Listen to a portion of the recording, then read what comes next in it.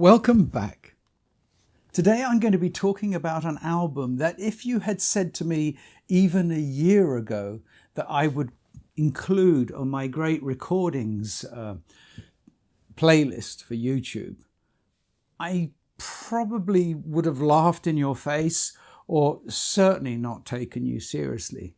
But oh, how life can change, how people can influence you, and how, yes, strange things happen. Let me explain a little bit.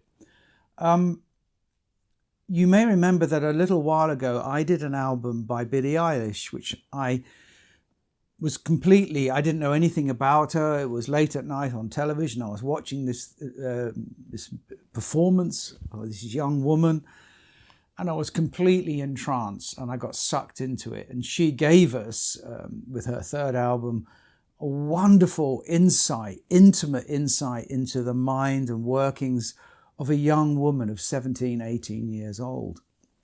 And anyway, cut a long story short, a little while back, I was having a discussion with my daughter, Summer, about Beyoncé. I don't know how it got onto the topic of Beyoncé, but she was talking about the album Lemonade and how I should listen to that. And I did. And I said, wow, that's quite interesting. She said, yes, but the best album of Beyoncé, I find, she said, is Cowboy Carter. And I went, Cowboy Carter? Oh, my God. And I could remember this picture of Beyoncé sort of on a horse with an American flag and all the hype that was around it when it came out. Now, I'm one of these, I'm sort of embarrassed to say, people that if I see a lot of hype, if I see things happening that everyone's wowing and getting into, my natural reaction is to, oh no, that's not real music or whatever. I'm a snob.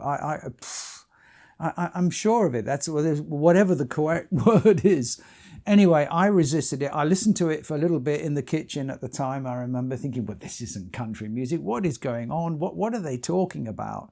And the greatest thing since then. Anyway, Summer just quietly said, Dad, I think you should give it a serious listen and try it. And so that's what I did. And for the last month or so, I've really been listening a lot to the album. So I'm going to say here and now, I am not a Beyoncé expert. I would like to say this is me sharing my view, sharing what I'm thinking about the whole thing. And let's take it that the description below, the comments below, well, let's just accept that this is a discussion and I'm completely open to listen to the voice of others, especially experts who know a lot more about Beyoncé and the album Cowboy Carter than indeed I do. And as long as we're all respectful to one another, yes, differences of opinions are always welcome, of course. So, as always, let's have a little bit of context first, and then we'll go into the album. I'm going to put in the chapters at the bottom, so if you want to jump to a specific track or something, then do so, because this is probably going to be quite a long review, talk. It's not really a review, it's a talk. It's my impressions of, because it's a long album, and that's one of the first things we need to address with it.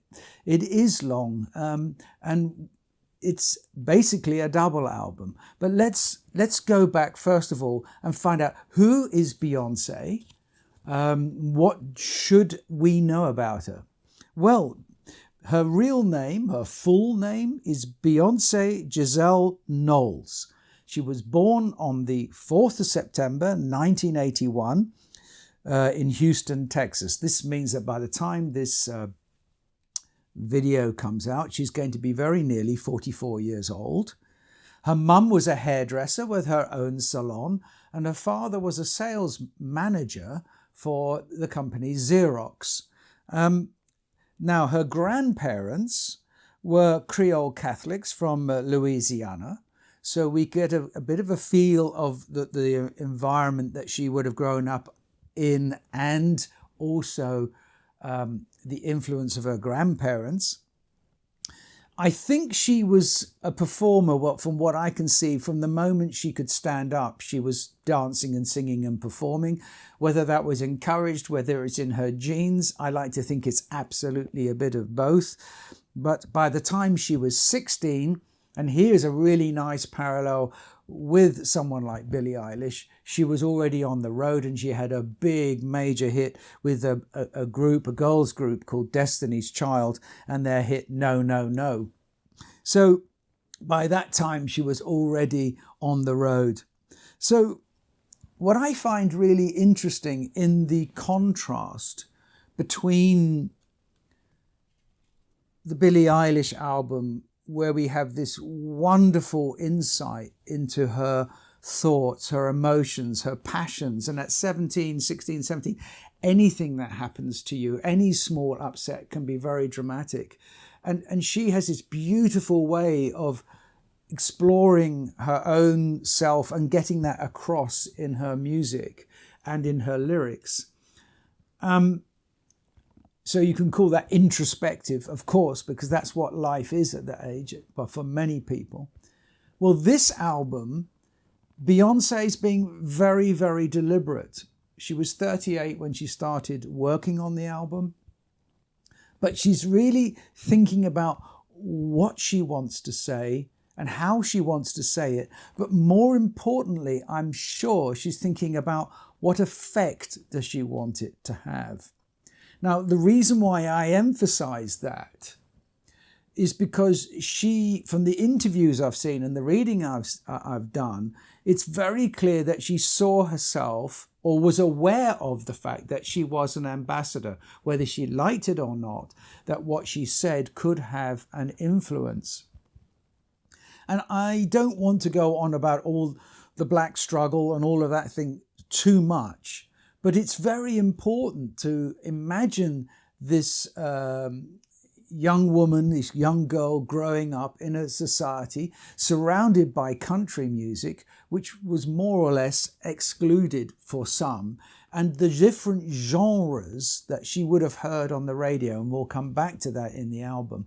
And I think that this album, this CD, this streaming, whatever you want to call Cowboy Carter, is brilliant because it brings so many different genres together. But she doesn't want to just emulate those genres. She wants to nail them. She wants to say, look, I can do this. I can do country and I can do these other styles because all of this music, all of these genres are what made me me. And I find it really interesting that, as an older woman, she can do this with authority. And someone like me in my late 60s can learn from that, appreciate it, and enjoy it. Now, to make this album, it's incredible how she's done it because she's worked with so many different people. I've made a list here. Obviously, she's the principal producer. And from what I know of her, from my little bits of research, she's obviously a very directive person. She knows what she wants. She knows who she wants to work with, what effect she's going for, and she gets what she wants. She's obviously very, very driven that way. So she's the main producer, but then she's got the dream, which is Gesteelde-Diamant, or Diamant. I didn't know anything about him. I've done some reading since. Seems very fascinating. But other names that I think many of us know, John Baptiste, Nile Rodgers, Pharrell Williams, Sean Everett, Ryan Tedder. It goes on. David Hamelin, Killer B, Jack Rocken. I mean, it goes on. So it's incredible, the people that she's worked with and the length of time she's made it. Been making the LP because COVID got in the way. But it is a big work. And in many ways, I kind of compare it with the Beatles album, the Double White album. It was long, it was a double album, lots of different genres, lots of different styles, from Honey Pie, if you remember, right the way through to Revolution 9 and all of those very psychedelic and way out things. And then interlaced with tiny little short tracks and little intros. And And some people have criticised the album for having these, in Cowboy Carter, these little intros and stuff. But I think it's fascinating. It's very cinematic, and it really helps you understand the world that she surrounds herself with. Now, apparently there's a full set of videos that go with this album, and I have deliberately not watched them because actually I'm not that bothered about her image, how she dresses, how she dances, all of those things. They're not really me. I'm very much a music and lyrics person. So if it doesn't work for me, just sitting here in the listening room with no distraction, just listening, then it's never going to get onto this channel. So if all the other things are extras or greats, fantastic. It's exactly the same with me and ballet. I'm not a big ballet person, but the Firebird Suite, for example, and the other things, I can really enjoy that music. And if it stands up on its own, that is how I will appreciate it. So here we are really at the beginning of the album itself. She's got a great bunch of people together. She's decided what she wants to do, and she's invited people to join. And another thing that's very interesting is how quick she is to credit other people. So on the opening track, for example, she credits Stephen Stills. And I was listening to it thinking, well, what can this have to do with Stephen Stills? But apparently she heard a song of Stephen Stills a long time ago, and then she was inspired by it when she was thinking of it, when she was working on this track. So she credits him. And I find that totally, totally admirable.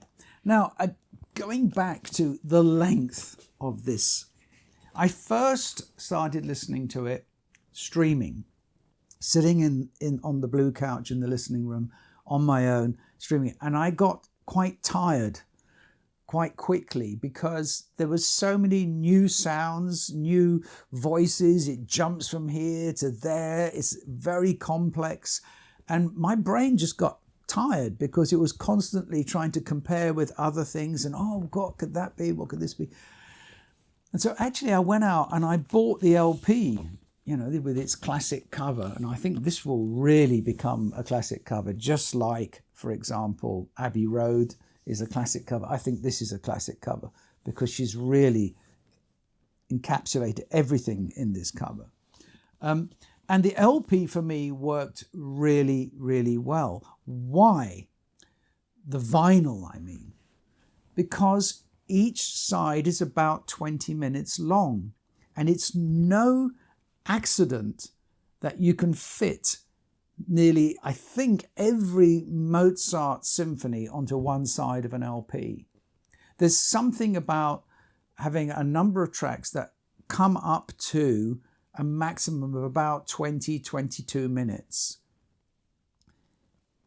After that time, if what has been performed is intense, after 20, 22 minutes, you need a break. And even if it's that process of standing up out of the seat, walking across the room, picking the needle off the record player, and then deciding whether to turn it over and immediately begin with the other side, or to go and make a cup of tea, eat a sandwich, and then come back. But what it does is it just gives your brain a little break, a little chance for the cache to be cleared and ready for the next section. So I found myself listening to it in sections, sides at a time, and then going back, listening to that side again, going back, listening to the previous side, then going back and then listening to the next one, and building it over a few weeks until I became really, really familiar with it. And I do think this is why a lot of people love vinyl so much. It's the length of it. It's just right for taking in and fully absorbing. Steve Guttenberg, the great hi-fi equipment reviewer. I mean, he's amazing. He gave a speech at Expono where he talked about the definition of an audio file. And he said it's someone who can listen to music without interruption and just focus on that. And I think this is a very good place for us to start. Now, when you open the cover of this, there's a thing where she says Act 2. And it's very clear from reading it when she says Act 2. What she means is that she's spent a lot of time recording and preparing and building all of these things. And now it's up to us.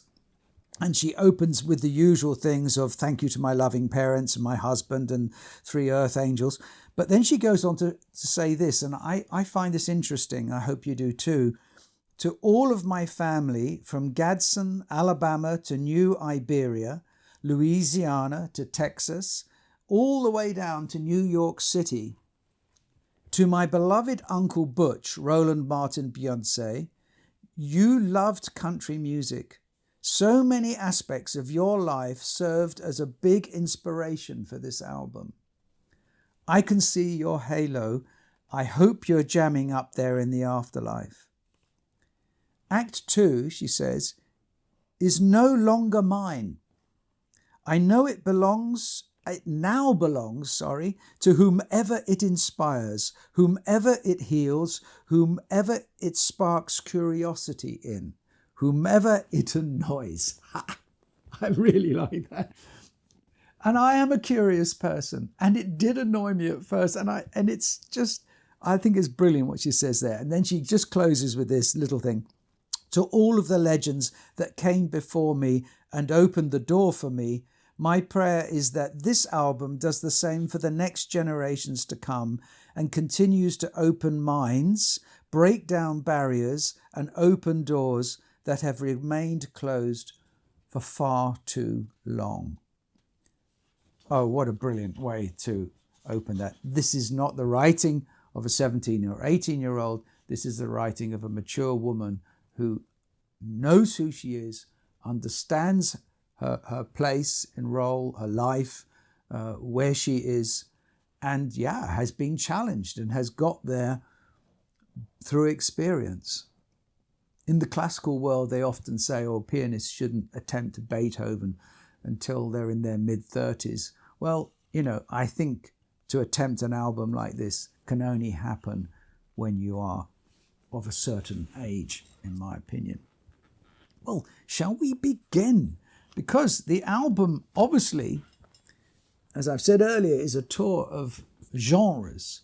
Sometimes it's very clearly in one genre, and other moments it's basically encapsulating lots of genres in the beginning. But she opens with a track called American Requiem, and you'll hear in a minute the incredible harmonies, the beautiful structures of it all, really complex, rich, dark, full sounding. But the lyrics are these: nothing really ends. For things to stay the same, they have to change again. Hello, my old friend. You change your name, but not the ways you play pretend. American Requiem. Them big ideas, are buried here, Amen. Let's have a little listen to the beginning of this wonderful work. Nothing really is. For things to stay the same, they have to change again. Hello, my old friend. You change your name, but not the ways you play pretend. American Requiem. The big ideas, are buried here, Amen.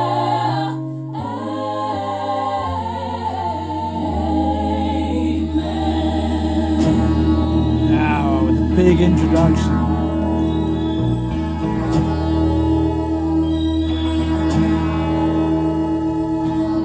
There's a lot of talking going on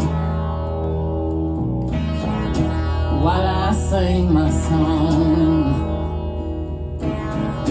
Can you hear me? I say, do you hear me? Now, I know some people are going to be upset by this, but if we compare that opening with the opening of Haydn's Symphony Number 104 in D major, he starts with a slow introduction and then he goes into his theme. Here, Beyoncé is doing a very similar thing, using the full choir effect to have a slow introduction, to set a mood, a musical mood, and then she's grabbing the attention with, can you hear me? You know, pay attention is almost what she's saying here. Now, after that first track, and I can only skip through because there are so many, and this talk would go on for a week if we did it any other way.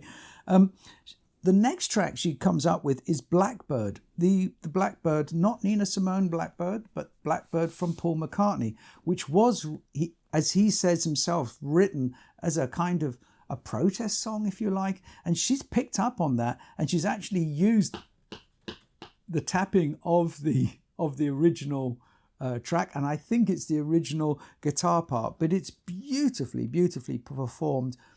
Listen to this. Blackbird singing in the dead of night. Take these broken wings and learn to fly. All your life, you were only waiting for this moment to arise. You were only waiting for this moment to arise. Blackbird singing in the dead of night. Take these sunken eyes and learn to see. Isn't that beautiful? I mean, that is so respectful to the original, and yet she's adding her own. And if no one knew that that was written by Paul McCartney, you would think it's hers. As they say, she owned it, and she's done a really great job. And it must have been wonderful for Paul McCartney to hear that song performed by her in such a beautiful way all those years after he wrote it. I wonder if he could ever have imagined that that would be possible. Now, the next track I want to talk about is called 16 Carriages. And maybe Beyoncé is not the great Steinbeck poet, American author, but she knows how to use her voice, and she chooses her words very carefully and extraordinarily well. I thought they were a bit sloppy at times when I first heard it, but then I realized that the same level of craftsmanship has gone into them. And there are moments which are very revealing in this album of that craftsmanship. And I think 16 Carriages is that. Let me share this with you. I hope I can do it justice. 16 carriages driving away, while I watch them ride with my dreams away, to the summer sunset on a holy night, on a long back road, all the tears I fight. At 15, the innocence was gone astray. I had to leave my home at an early age. I saw Mama praying, I saw Daddy grind. All my tender problems had to leave behind. It's been umpteen summers and I'm not in my bed, on the back of the bus, in a bunk with the band, going so hard, gotta choose myself, underpaid and overwhelmed. I might cook, clean, but still won't fold, still working all of my life, you know. Only God knows. Only God knows. There's so much to unpack in that short little lyric. Sorry, that sounds patronizing. I didn't mean that. In that lyric, so much to unpack and so beautiful. Let's have a little listen to how she handles it.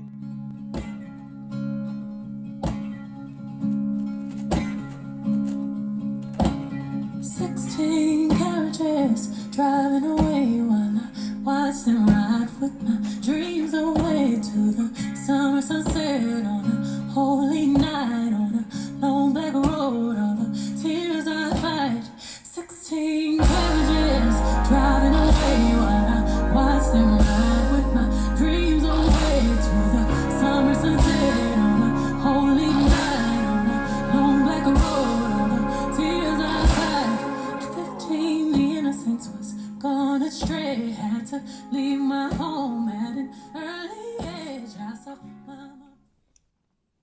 I hope if this is new to you, you're getting a feel for this album. I find it mesmerizing, and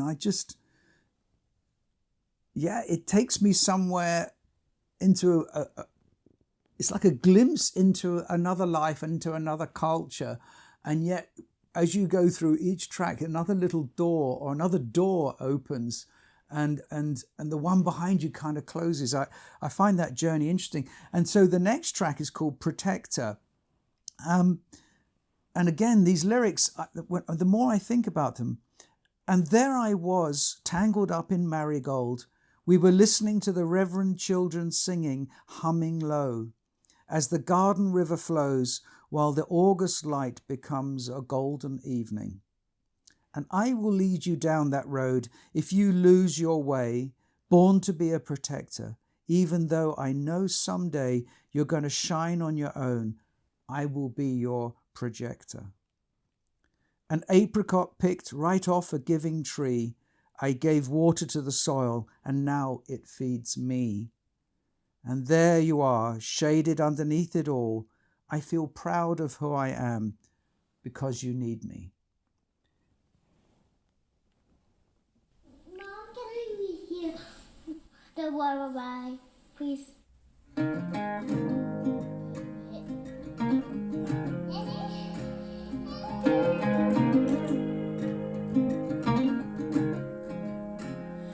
There I was, tangled up in marigold. We were listening to the reverend children singing.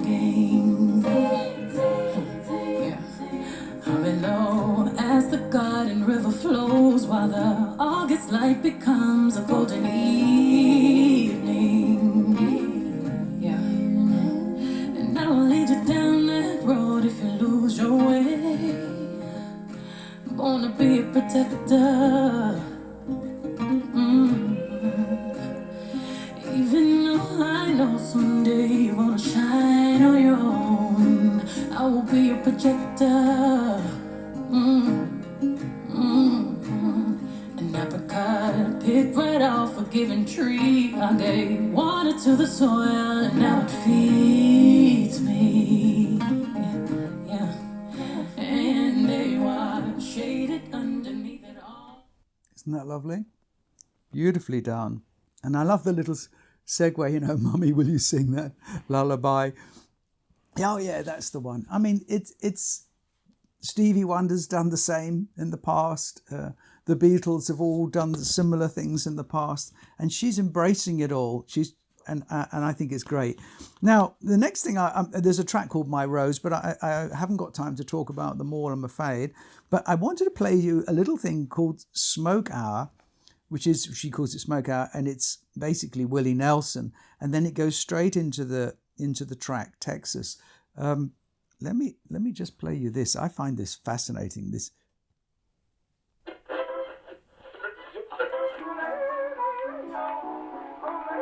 God, this reminds me of me trying to find the music I want to listen to. That's why I'm going to the river to wash my soul. This is her childhood. Maybelline, Yeah. can't you be true? Come on, baby, it's time to rock.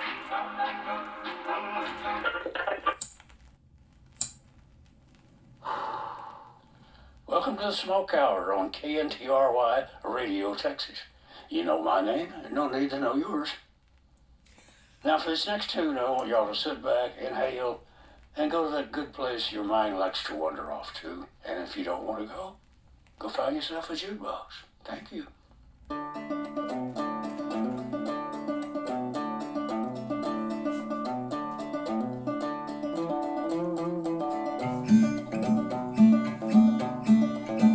This ain't Texas, ain't no hold'em. So lay your cards down, down, down, down. So park your Lexus and throw your keys up. Stick around, round, round, round, round. And I'll be damned if I can't slow dance with you. Come pour some sugar on me, honey, too. It's a real live boogie and a real live hold down. Don't be a bitch, come take it to the floor now. Woo! There's a tornado. And this song builds and it becomes fun. And there's a certain joy in this. And there's a track coming up called Flamenco.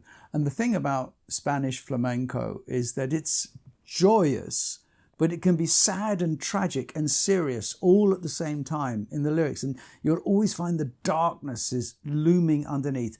And you find that in great symphonic works as well, and great classical music. In the late Beethoven string quartets, you'll find it all over. You will find it in jazz. And that's one of the things I'm listening and looking out for when I'm pulling together the great recordings. Because does it have that ability to take you to that level? Now, as soon as you think, oh, I'm getting into this hoedown kind of Texas country sound, sung by a black woman, you are thrown into a completely different genre in Bodyguard. 2, 3, 4. This is something completely different.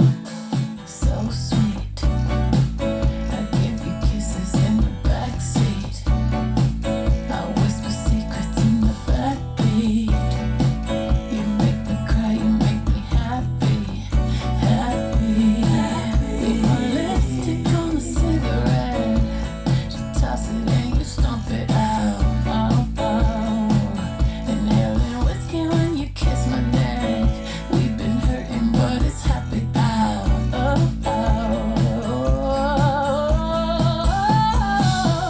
They couldn't have me, and they never will.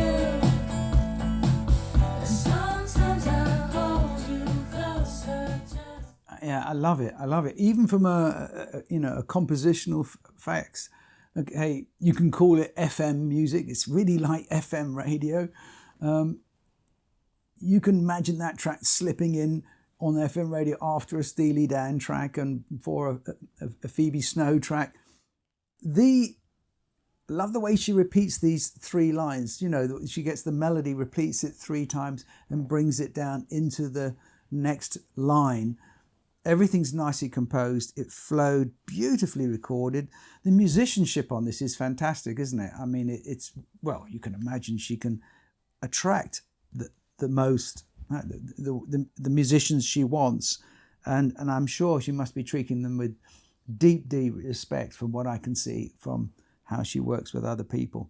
And then, of course, she has to get the icon Dolly Parton and get her involved in this project. Because if this project is going to make any sense at all, you need a country icon like Dolly Parton. And look at what Dolly Parton says and does here in this track, Dolly P. It's like a little letter, a video note. Hey, Miss Honeybee, it's Dolly P. You know that hussy with the good hair you sing about? Reminded me of someone I knew back when. Except she has flaming locks of auburn hair. Bless her heart. Just a hair of a different color, but it hurts just the same. But it hurts just the same.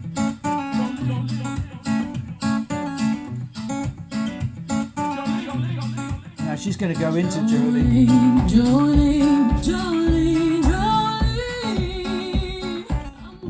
And then just like, the way she did Blackbird, she makes it her own.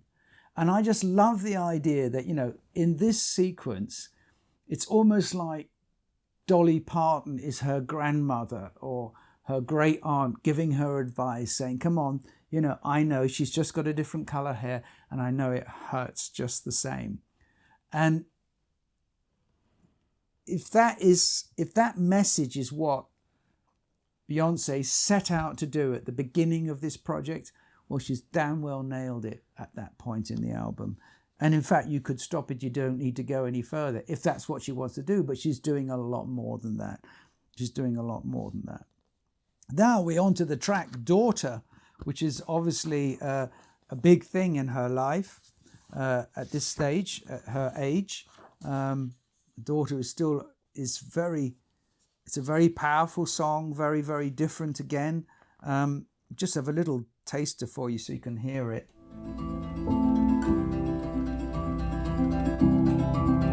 Could that be Leonard Cohen's style? Your body laid out on these filthy floors. Your bloodstains on my custom couture. Bathroom attendant let me right in. She was a big fan. I really tried to stay cool, but your arrogance disturbed my solitude. Now I ripped your dress and you're all black and blue. Look what you made me do. They keep saying that ain't nothing like my father, but I'm the furthest. This is a beautiful melody. Again, the If second. you cross me, I'm just like my father. I am colder than Titanic water. Help me, Lord, from these fantasies in my head. Isn't that wonderful how she weaves that together with the Spanish guitar, you know, just very powerful, powerful. I ain't nothing like my father, but I'm the furthest thing from choir boys and altars. If you cross me, I'm just like my father. I'm colder than Titanic waters. That's powerful writing. That's really, really powerful writing. Spaghetti is another song that she comes up with, and here she really begins to, the confinement of genres is all driven around the rap.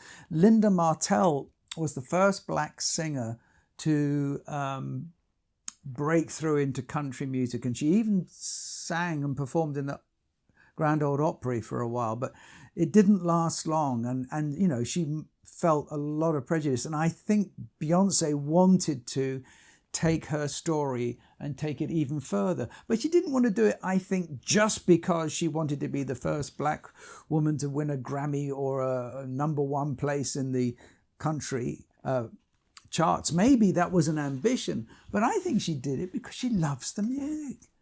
Just like her uncle, she loves the music, and why shouldn't she sing it? It's like, you know, why shouldn't a white guy be able to play the blues?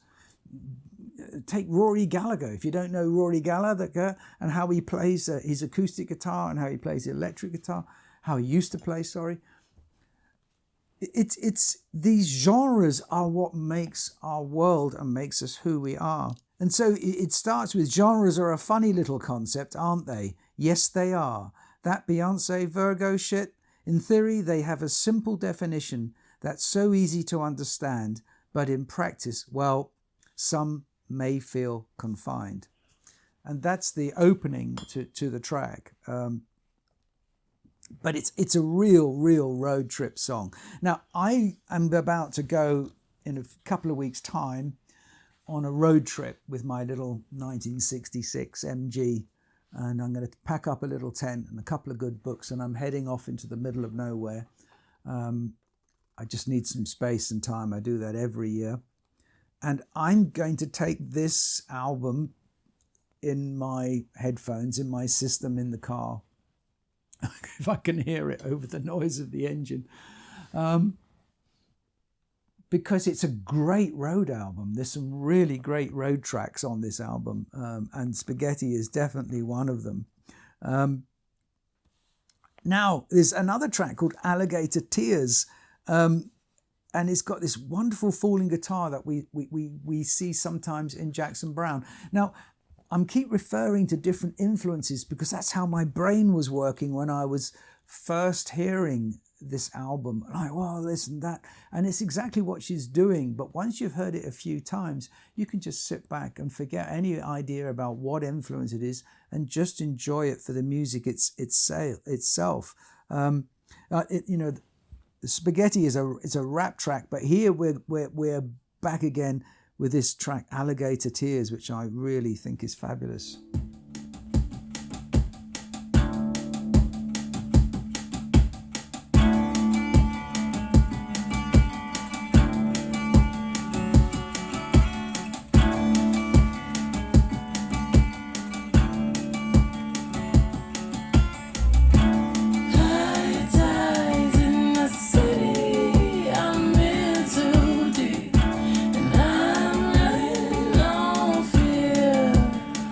Oh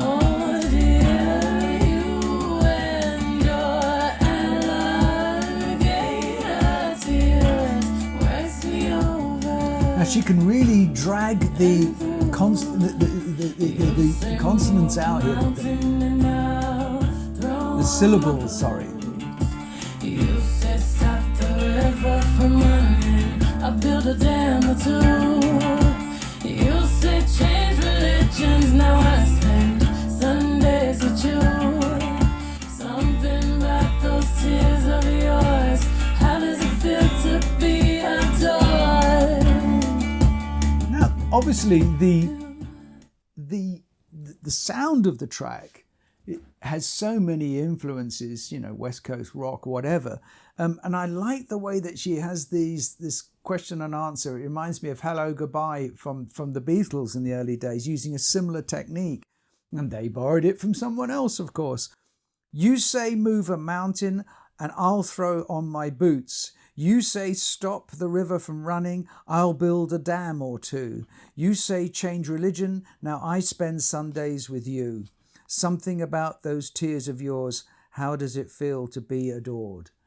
The way that the structure is done and the way that she sings it makes it into a conversation, and yet when you read it, it doesn't come across as two people talking, but one voice. And that's a really, really masterful trick that she's pulled off brilliantly in there.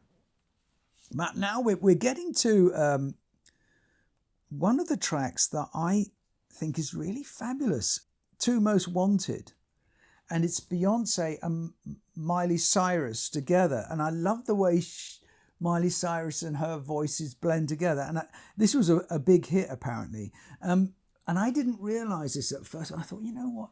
It reminds me of something and I can't think what it is. And I was like hammering away. And then I did the old Wikipedia trick. Oh, thank God for Wikipedia. I donate money every year or give money every year to Wikipedia, because without Wikipedia, I don't know where I would be. But yes, of course, there's a track by Fleetwood Mac called Landslide. And I'd completely forgotten that track. And there is an influence of Landslide in this track. And I implore you to listen to Landslide one more time, because it's one of those songs that is so masterful. It's almost like a yesterday, but no one has kind of heard it, or have heard it. Lots of people have heard it, but it doesn't get the attention I think it deserves. Maybe it's not on the level of yesterday, but it's one of those songs that, you know, the sort of song that Boz Scaggs might have written and no one seems to notice it. But when they hear it, they say, wow, that's good. So I'm talking a lot again. Most Wanted. Let's have a little listen to that.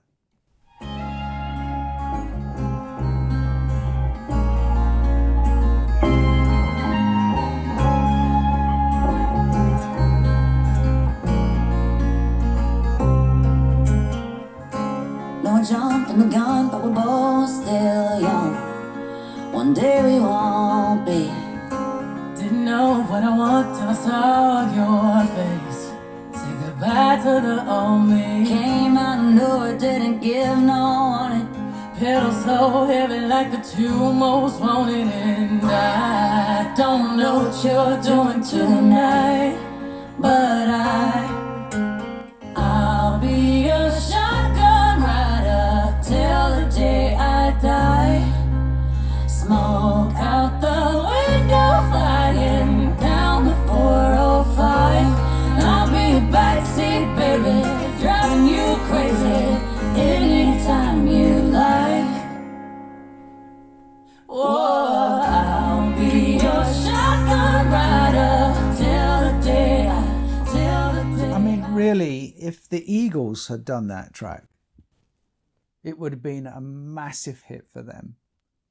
I mean, if they had invented it. She can just write in so many different styles, so many different genres, and nail them and get it right. Now, when I was listening to that track, one of the first times, I heard the word shotgun rider, and I thought, what is a shotgun rider? I really didn't know, because she uses that term a couple of times, shotgun. So I actually had to look it up. How embarrassing. But for anyone else who may not know what a shotgun rider is, it is the person who sits next to the driver. So if you're driving the car, in the old days it would have been the carriages going across Texas or whatever. You've got the horses in front and you're holding the reins. Well, in the modern day, it's the person driving the car. Well, the person next to the person holding the reins, they had the shotgun. So if they were going to be attacked, they were ready to defend and protect the inhabitants and the people in the carriage or whatever. So that's what it means. And I think it's a lovely expression. I'll be your shotgun rider.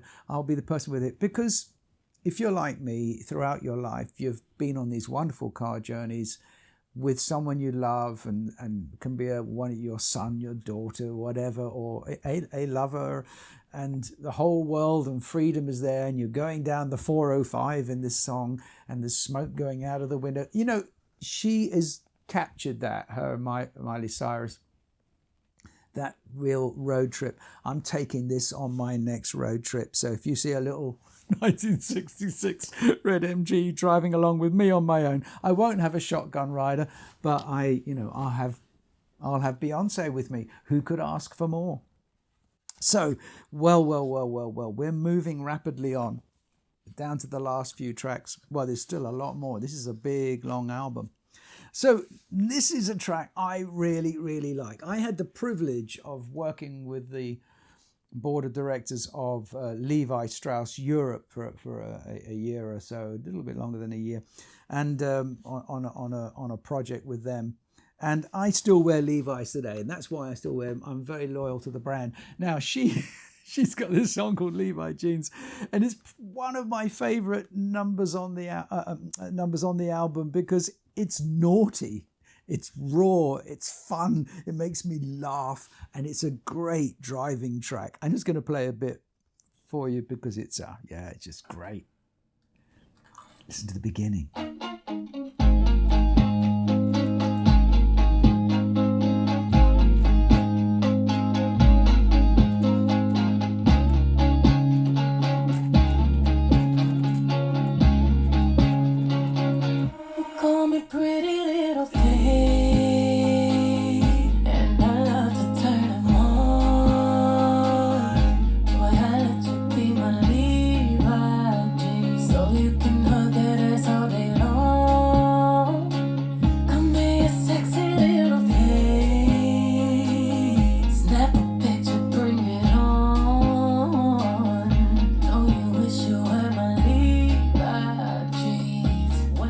Just great. It's great. I'm just going to move it on a little bit here. We just move it on a bit more because it really builds this track.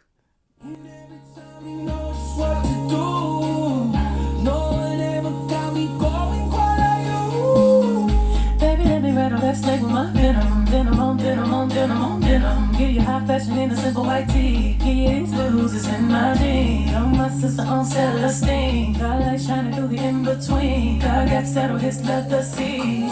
Pretty little thing. Yeah, I can just imagine the hedges and the trees flying by as I'm going through the beautiful British countryside. And hopefully it'll be nice and sunny, and I can keep the roof down all the time. Now, the next track is Flamenco, called Flamenco. And again, she's picked up on the genre of flamenco, which I talked about earlier, which is, the darkness. I'm missing out a few tracks here, of course.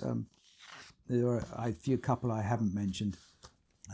I apologize for that, but the fans will know who they are. But again, with the flamenco image and that beautiful photograph of her in a flamenco outfit. She says here, my mind has been telling me to settle right on down right now. Day ones have been telling me that they won't be around. They won't be around.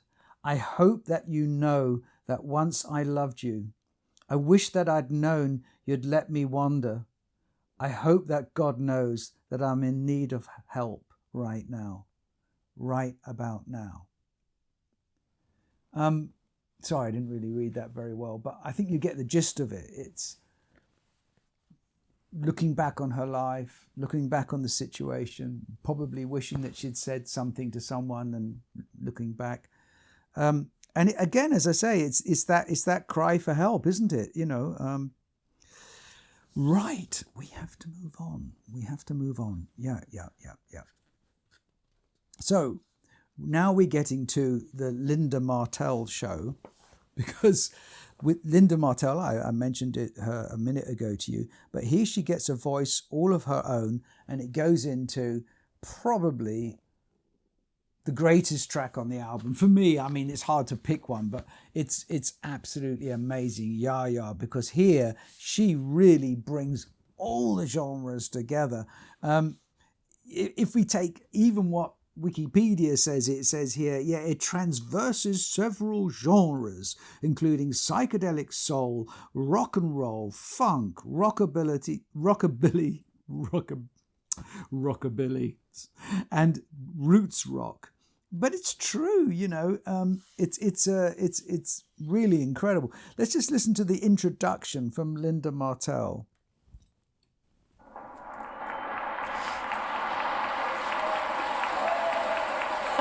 Okay, thank you so very much. Ladies and gentlemen, this particular tune stretches across a range of genres, and that's what makes it a unique listening experience. Yes, indeed. It's called Ya Ya.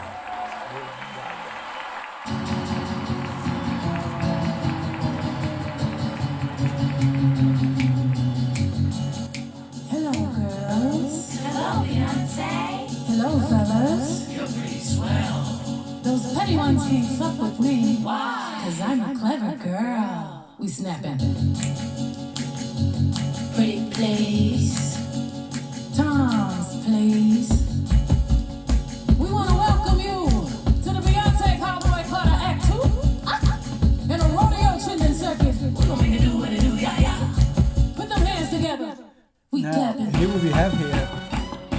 What do we notice? Obviously, We drumming. the great, clever use of different songs. Obviously, Cher's picked up on it as well. Everybody knows it. It's got These Boots Are Made for Walking, which was written by Lee Hazelwood. But also at the same time, we've got Good Vibrations coming into it. Listen here. You can hear, you'll hear that coming up. We've got the bass line here.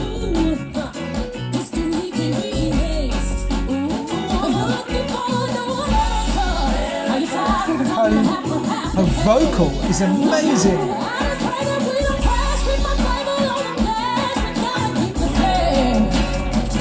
Here we go. Isn't that amazing? You know, her lyric, her voice is great.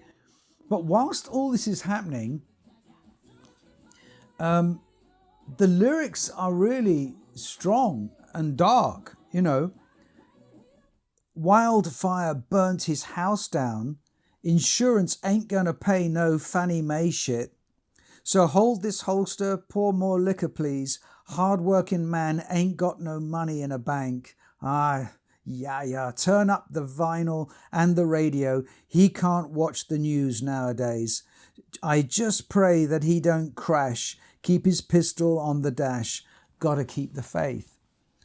Because the Fannie Mae is this financial system that was introduced in 1938. I think it was Dwight Eisenhower, part of the big project after the Depression, to help people when they get into trouble don't lose their homes.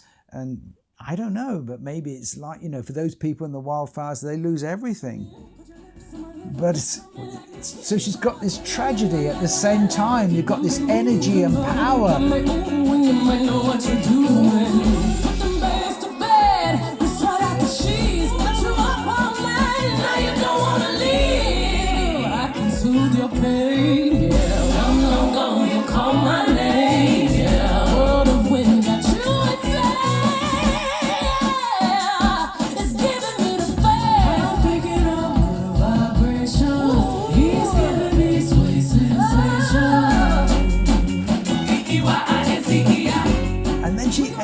Mashes in both the bass line of This Boots Are Made for Walking, Good Vibrations, everything all in together.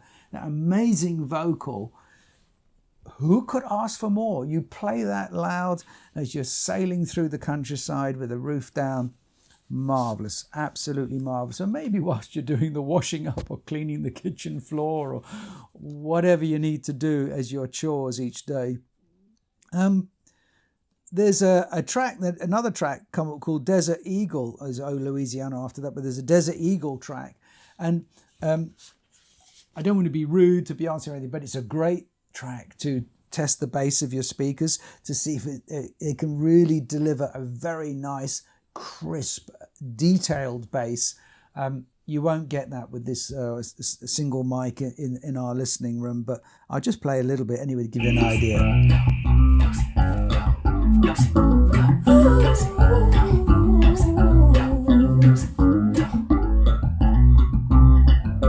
Soft to the touch, let you hold something, let you get a handful, baby, she's a whole lot of woman. Soft kisses on some fat lips, it's yours, baby, you can crash here, come here.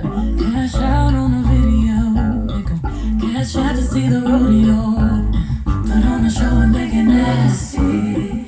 Desert Eagle in the backseat. This is the album that just keeps on giving. She doesn't give up.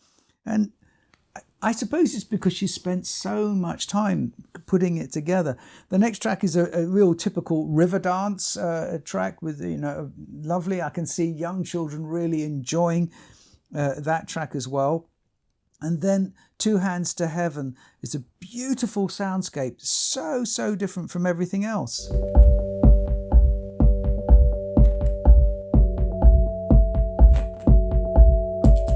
Bottle in my hand, the whiskey up high. 2 hands to heaven, wild horses run wild. Oh, God only knows why though. Yeah. Rhinestones and diamonds both shine in the light. 2 hands to heaven, my whiskey up high. Oh, God only knows why though. In the Arizona heat, summer fling, saw your best side. Slip into my dreams every night. What a complete contrast there. She's got obviously a drum machine and a Roland. I guess it's a Roland drum machine. I don't know which type it is, but completely different soundscape she's built there. And then you have the Tyrant, of course, which was her and Dolly Parton together again. Such a joyful opening, and then walk right into the tragedy. Everything blended together. Cowboy Carter, time to strike a match and light up this juke joint. One by one, you hang them high. Your hands are steady in your sleep at night. How did you turn This is so your heart to stone? pure I don't country, look back, beautiful. I can't let go. Hangman, And then obviously answer me now. Hangman, answer me now. You owe me a debt. I hated you once, I hated you. now. Just tell me how, tell me how.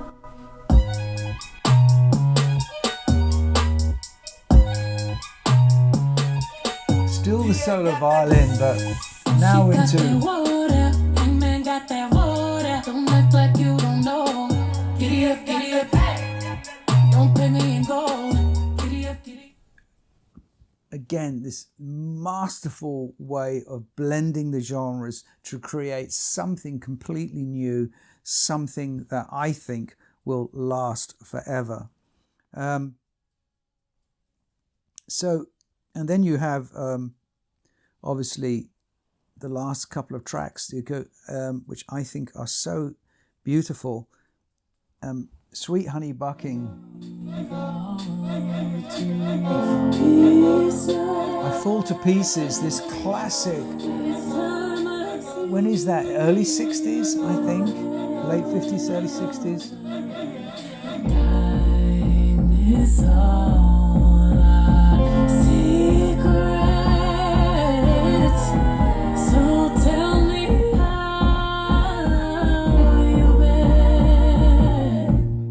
Casey the boots, check. You can hear when I step. All the Chevy and painted it red. Money long, you can't fit in the bed. It don't matter what nobody says. Country boys to the day that I'm dead. More smoke on the Marlboro, man. Yeah, I don't care what anyone says. I'm country boy to the day that I'm dead, sung by black rappers. It's wonderful. Beyonce, you've done it. And how do you end your album? You end it with a track called Amen. And Mercy on me, mercy, mercy. search through. Hurting badly, I can see you hurting badly. Hurting, hurting, hey. Mercy on me, baby, have mercy on me. Mercy, mercy, mercy. I see you hurting, see you, please have mercy on me. Oh. Let's just take it through to just before the end comes up, when she's actually entering into this. Say a prayer for what has been. We'll be the ones that purify our Father's sins. American Requiem. Them old ideas, yeah, are buried here, yeah.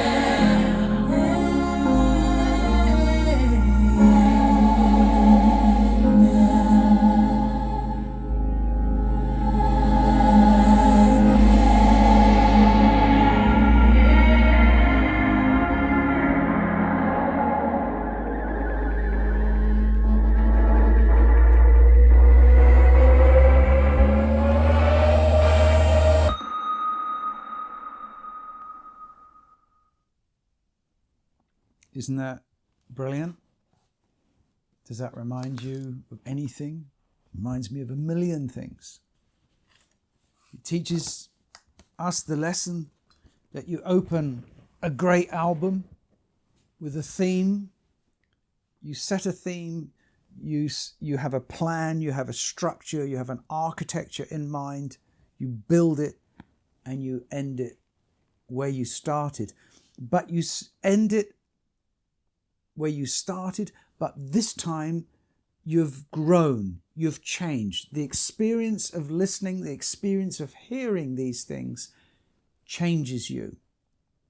And that's exactly what the early sonatas of Mozart and later do. They show you the introduction, they play the development, and at the end you hear that introduction again, that A, that section A again, but this time you understand it more because it's been developed. And what does she do at the end? Rolls it through all the different genres by using those effects and taking it up in a very similar way that the Beatles on Sgt. Pepper's did exactly the same, by rolling the orchestra right the way up and up and up and up and up and up to that big piano chord at the end. What does she do? No big piano chord. Boo! A little boo, which could be an echo from a submarine or a satellite floating through space. Whatever you want to make it, whatever you want it to be. Ladies and gentlemen, I hope you have enjoyed sharing this album with me. If you have been, thank you for watching, and I'll see you in the next video. Enjoy the music.